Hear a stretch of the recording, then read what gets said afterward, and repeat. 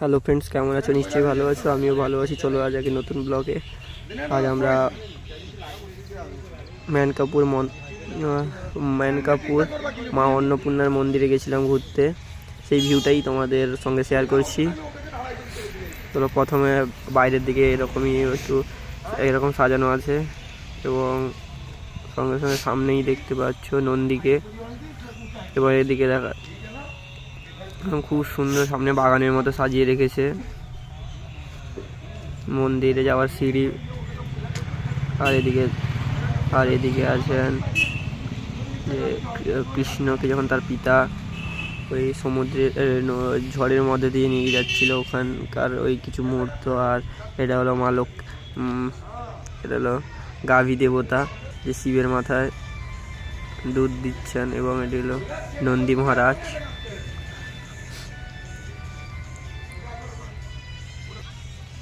আর এদিকে কৃষ্ণ যখন ওই সাপের উপর নৃত্য করছিলেন, সেই মুহূর্তে ওদিকে তুলসী মাতাও রয়েছে।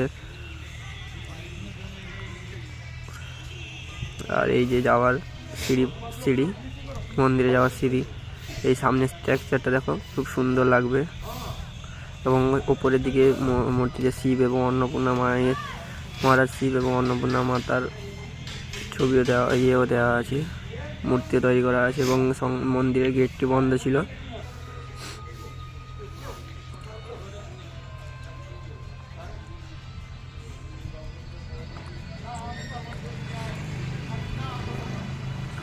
আমরা খুব সকাল সকাল চলে গেছিলাম, তাই দরজাও বন্ধ ছিল।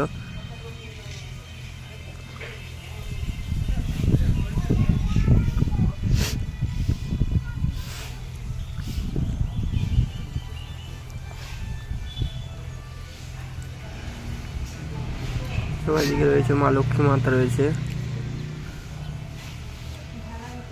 চলো ভেতরে ভগবান শিব এবং অন্নপূর্ণা মাকে দেখে আসি। এবং সাইডে কিছু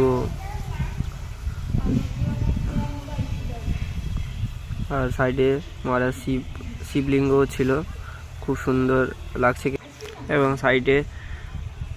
সাইডে মহারাজ শিবকেও রাখা আছে।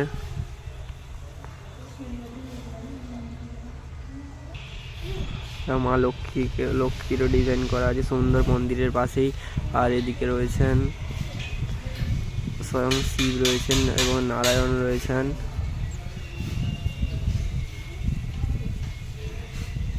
খুব সুন্দর, বাইরের ডিজাইনটাও খুব সুন্দর লাগছিল। তোমরাও বলো কেমন লাগছে মন্দির।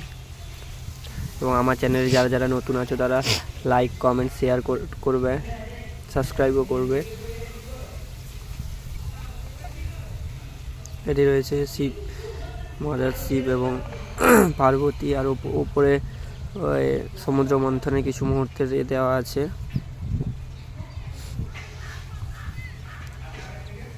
একদিকে অসুররা, একদিকে দেবতারা।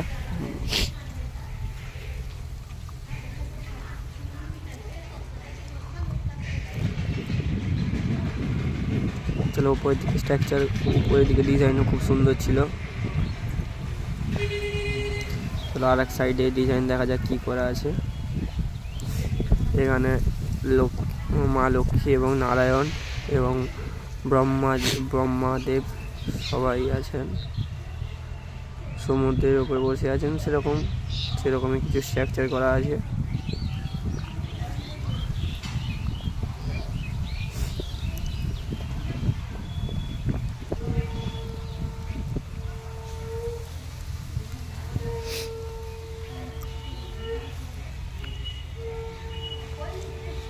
বাইরের ভিউটাও দেখতে পাচ্ছ, বা মন্দিরের সামনের ভিউটা। ওপরের দিকে স্ট্রাকচারও দেখতে পাচ্ছ, কি সুন্দর এবং নিখুঁত হাতের কাজ করা আছে। বাইরের দিকে কিছু ছবি